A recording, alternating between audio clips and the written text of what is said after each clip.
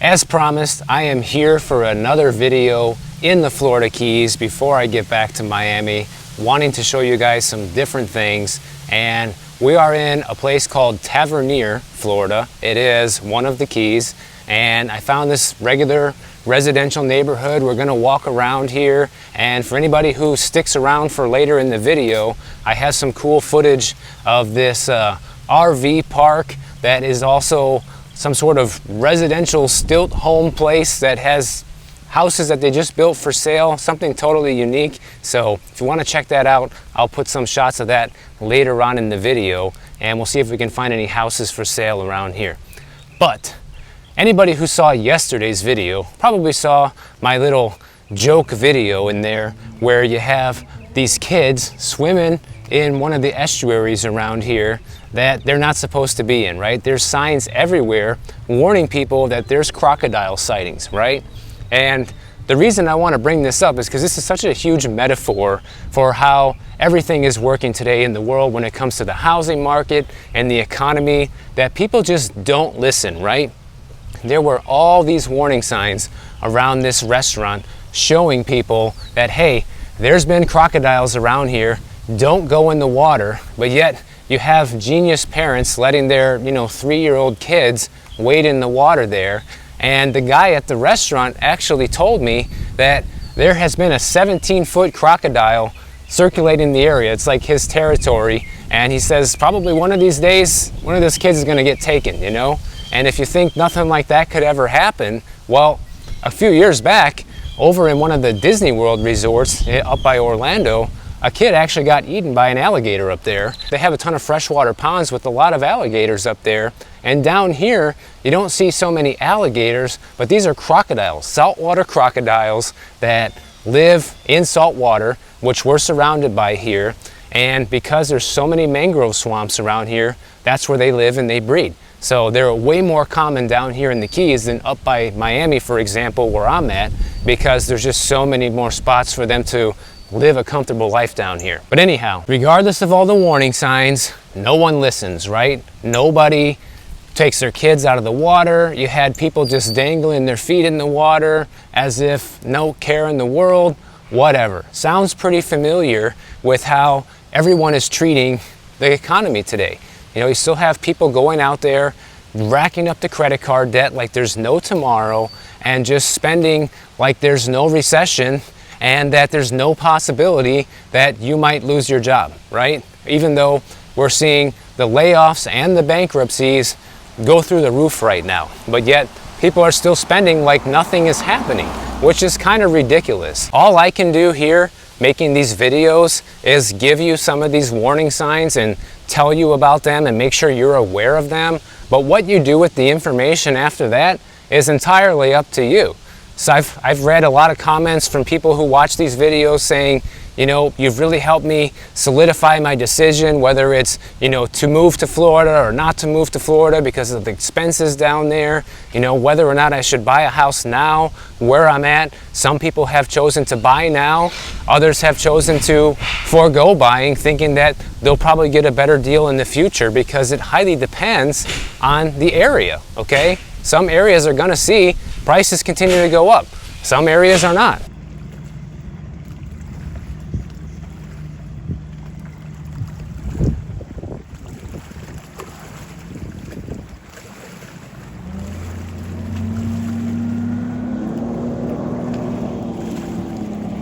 It's just like the banking crisis too. People think that this is over, but yet we just heard this week that California's First Republic Bank is going to be the next one to go down for the count, guys. This is something that we've been talking about on and off ever since the first bank collapsed with Silicon Valley. And even back then, when you had Silicon Valley and Signature banks go down and the government stepped in, well, people thought because of this, bailout that they did would essentially curb this problem and there wouldn't be any further problems. Well, not so fast, because First Republic Bank is the next one to go down, and their stock price this week is down 75%, okay? It went from $14.26 a share on April 21st down to $3.51 on April 28th. And it's the same story, just like with Silicon Valley Bank. You have people pulling out massive amounts of money from the bank, and they have too many treasuries that are not paying high enough interest rates, and they're forced to sell these things at a loss to pay their depositors. And once they run out of money, that's it, guys. The bank is headed to receivership. It's going to be handled by the FDIC, and people are going to have to start getting their money back that way. And to make matters worse, about 2/3 of the deposits at this bank are uninsured. So talk about the losses that are going to be had from this. And so this time the government said that they're not going to step in and bail people out to do another bailout for the banks. They already did this huge bailout with Silicon Valley and Signature, and they're saying that they're not going to do that for this one.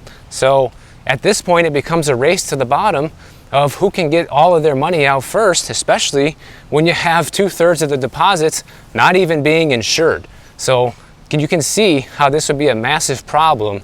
Basically, if you were in the know first, you're going to get lucky and get a bunch of your money out of there before it's too late, versus the people who are only finding out about it now with this video, for example, are not going to be that lucky. So there's that. Well, I guess down in the Keys, they play some of the same price games they play up in Miami, because they've been trying to sell this place since March of 2022, and the reason they haven't sold it is because they actually raised the price from $751,000 to $817,000 this last February. But let's take a look at the property taxes. This house is another intra-family transfer, so somebody inherited this house in 2017, and they're currently paying $4,474 a year in property taxes as of 2022, which is really not so bad compared to Miami. But if you look at the reason why, it's because the market value they're being taxed on is $436,000. So if somebody buys this house, it's easy to say that they'll be paying roughly double what the current owner is if they pay the $817,000 for this house. So to me, it sounds like if the FDIC is going to be taking now this First Republic Bank into receivership, then probably the FDIC is going to be pretty busy for the rest of the year and going into next year as more banks continue to fail, because this is probably not going to be the last time you're going to see this scenario play out, because all of these banks are plagued by the same problems, guys. And this is what I keep telling people about. Like, there are so many problems that are coming to a head at the same moment in time that this moment that we're living through is completely unprecedented. Like, we've never seen so many issues that are coming to a head at the exact same time. And that's why my message for most of my videos is to just be cautious, guys. Like, just be careful when it comes to your investments and, you know, what type of homes you're going to be buying right now, and just what you spend money on in general, because it's so easy to get burned right now with the way things are going. You know, that just brings me to something I want to mention real quick, because some people lately have been kind of giving me a hard time in the comments because I promote buying gold and silver. Some people think that it's a flat out scam, right? Well, all I can tell you is ever since that I've been purchasing gold and silver, I've never gotten scammed, okay? I mean, a lot of people that watch my channel should know better by now that I would not tell anybody to buy something that I don't believe in. I've said this before on the channel many times, that buying gold and silver is like a long-term safety net when it comes to protecting your wealth. I believe that now, and I'll continue to believe that until that's no longer the case. But for the last 5,000 years, it has been. So I think sometimes people just get upset because all of a sudden they're seeing these ads pop up in my videos that weren't there before. But the reality is, guys, as the channel grows, companies reach out to me, they have opportunities, and as an entrepreneur, you take opportunities that make sense. Anybody in my shoes would do the same thing. So I don't feel guilty about it, and I'm not sorry about it. But one thing I want to tell everyone who watches right now is that I personally don't like watching ads either. I pay for YouTube Premium so I don't have to watch ads. And one of the most annoying things for me as a viewer is when you find a channel you really like, and then before you know it, every single video is a sponsored video. I'm not gonna do that to you, because as a viewer of YouTube, I hate that as well. And then it starts making it feel like every video has some sort of ulterior motive. And as you might have noticed, my content hasn't changed. Do I put some sponsored content in here? Yes, I do.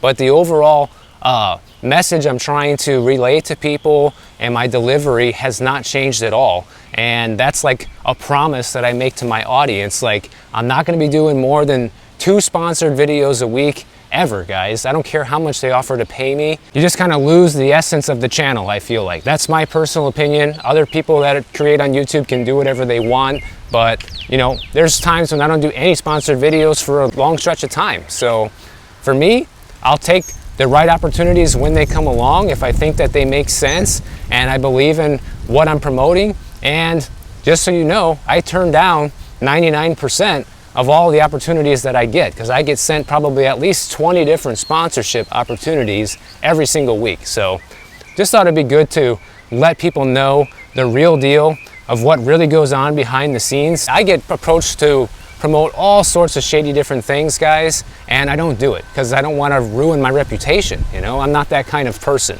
So just hoping that most people know me better than that by now. This is something you hardly ever see in Miami. The person who owns this house is actually the original owner. They paid $120,000 for it back in 1998, and the house was built in 1997.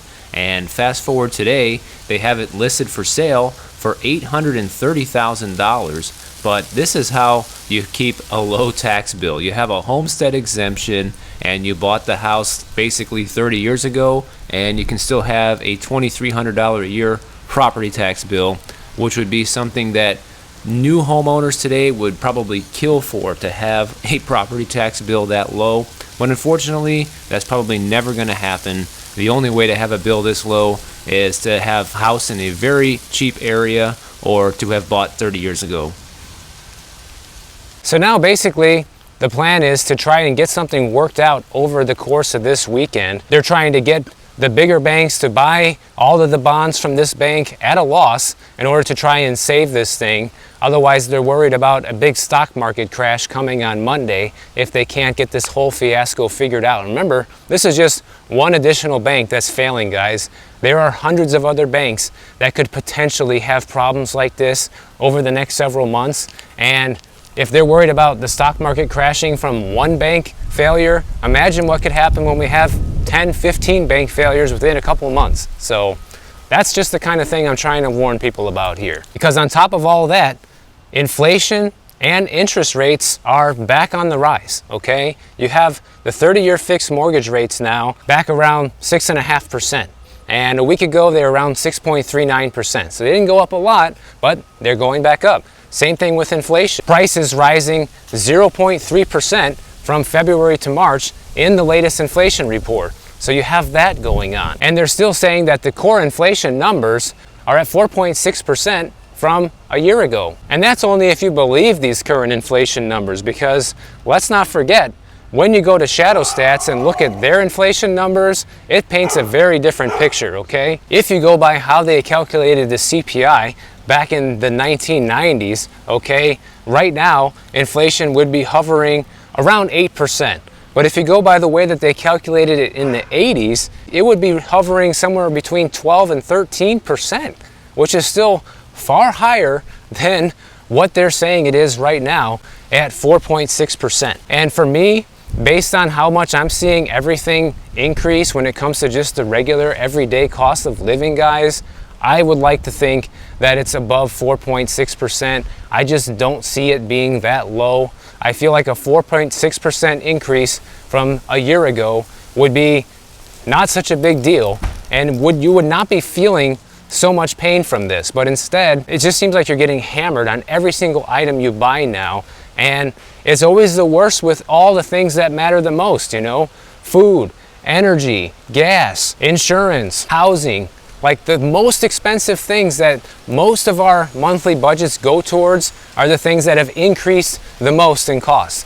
coincidentally, right? And of course, you know, people that make a ton of money and, you know, are already millionaires and have a ton of net worth are not going to be nearly as affected by all of this. Of course they're not. But I know a lot of people out there are not one of those people, and that's why I make these videos, to give you a heads up on what to really look out for, and you can use your own judgment and make your own decisions from there, but at least you heard it from somewhere instead of nowhere.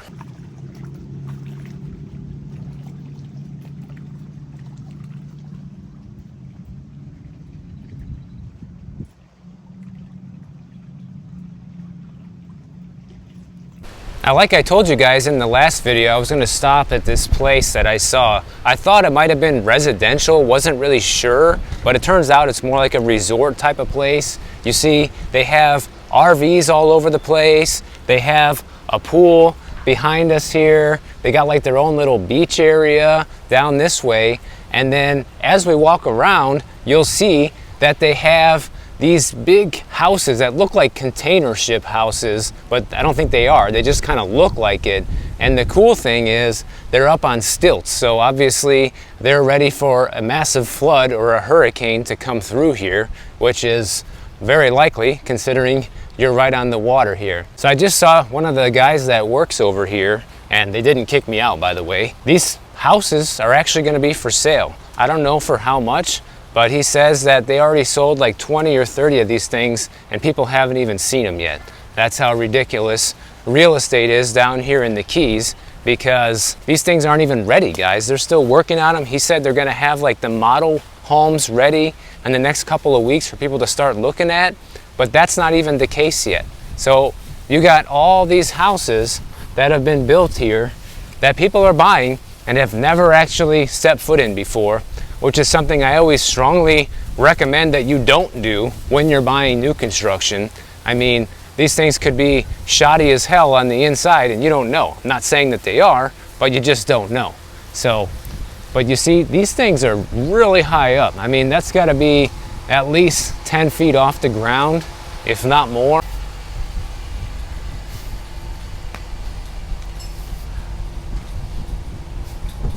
So this place, like you see, they have the RVs here like in the middle section that you can come and use by the night, just like any other RV park. Here's some of the empty ones. They have even these built-in gas grills and, you know, tables and chairs. They got the water and the electricity hookups.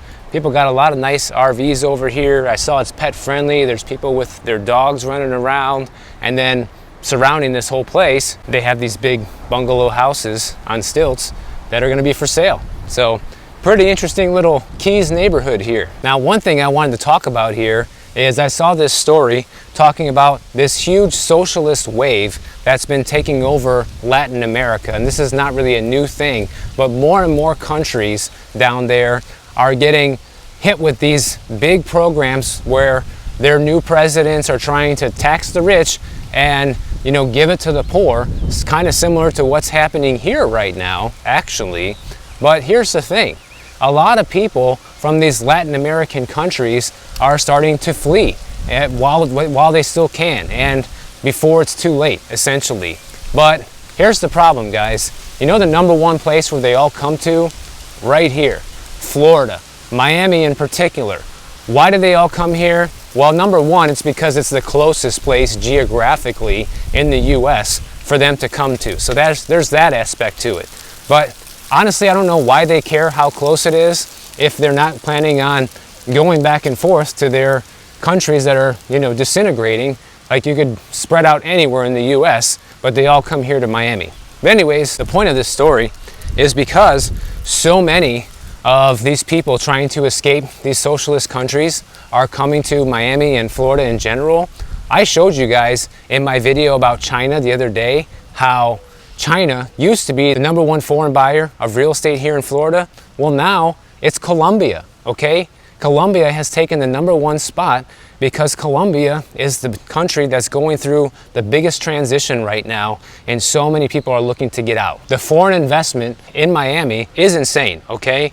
Buyers from Colombia and Mexico in 2021 purchased $600 million worth of real estate. And last year in 2022, Colombians alone bought over 1,200 properties in Miami, which is a 30% increase from the year before. So even though transactions are going down, what's really sustaining this market is all of these people pouring in here that have money and buying up real estate in Miami. And another way that we can track this is there's a financial firm called Financial Group LLC. They're a wealth management group in Miami, and they're saying that every time a leftist gets elected down in South America, the amount of money that they manage at these firms goes through the roof. And over the past 5 years, the firm's assets under management have swelled to $18 billion, which is 6 times what it was 5 years ago. And most of this money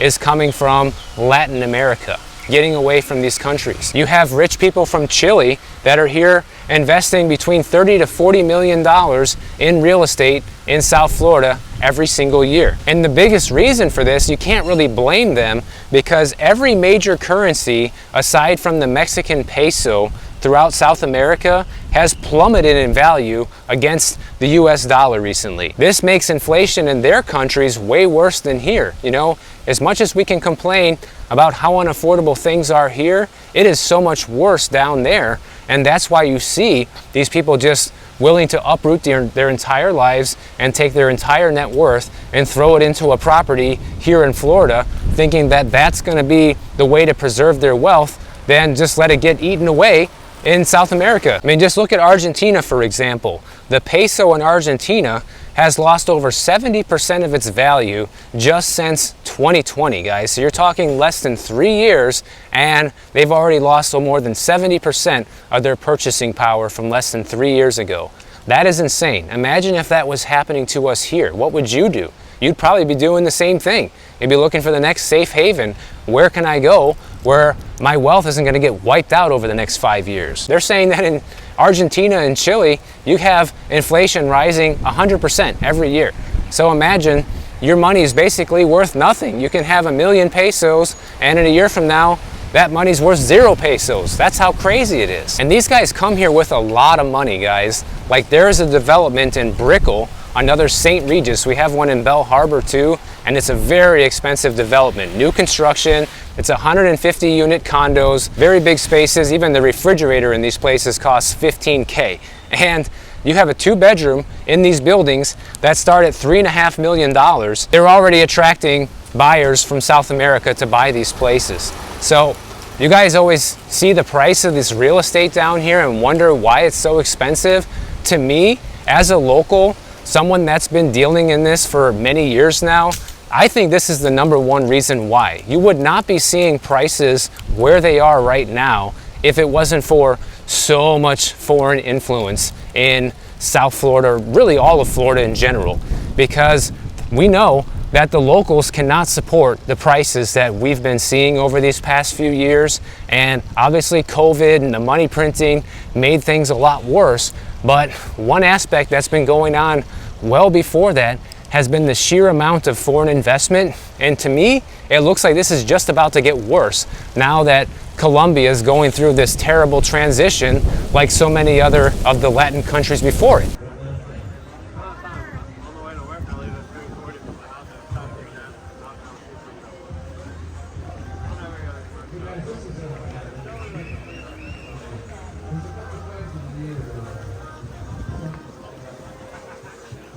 The point I wanted to make here with this, I think that all these people moving here and buying up real estate is going to be keeping real estate expensive here in Florida, guys. Maybe not everywhere, but I don't know if the prices are really going to come down to where they should be coming down to based on local housing market fundamentals, because we have this crazy situation with so much foreign interest in our real estate here that just doesn't exist in the rest of the country, which is not fair. They should be buying real estate in other places, you know. Go buy real estate in Kentucky and Missouri and Indiana. Like, why don't they buy places over there? And it's a lot cheaper too, you know. But for some reason, they all come here. As locals, we just have to kind of deal with the consequences of that. And you know, a lot of people down here might be psyched like, oh, you know, my property value is shooting through the roof. Well, like I've been sharing with you guys, there's a lot of unintended consequences that come with that as well, okay? We have the property taxes that end up going through the roof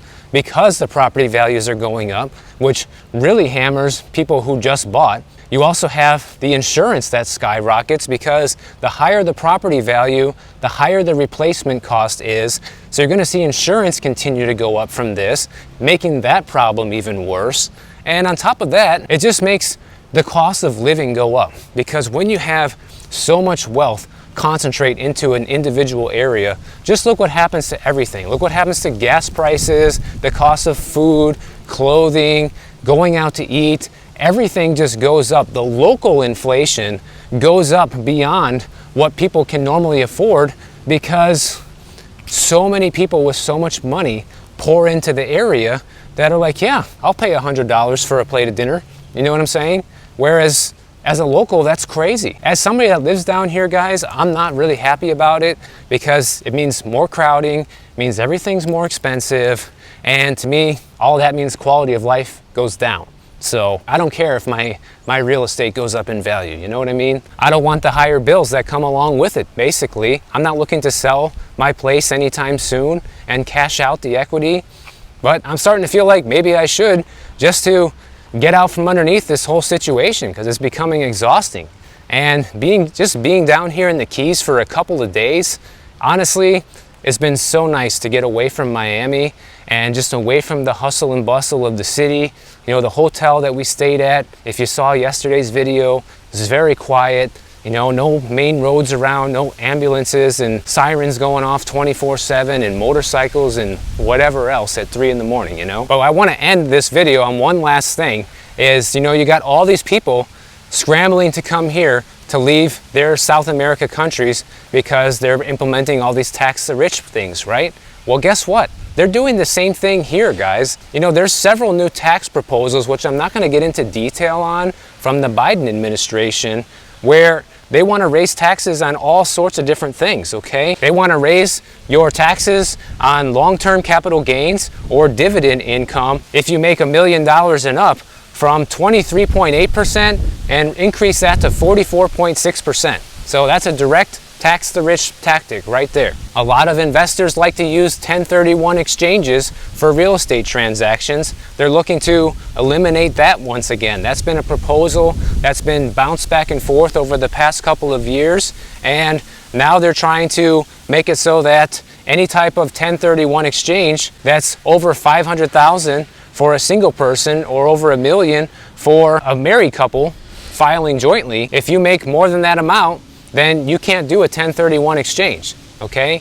But what does that do? It disincentivizes people that make a lot of money from investing further into real estate. And I know a lot of people might say, well, that's a great thing because it makes housing more affordable for people that need to buy it. And part of that is true.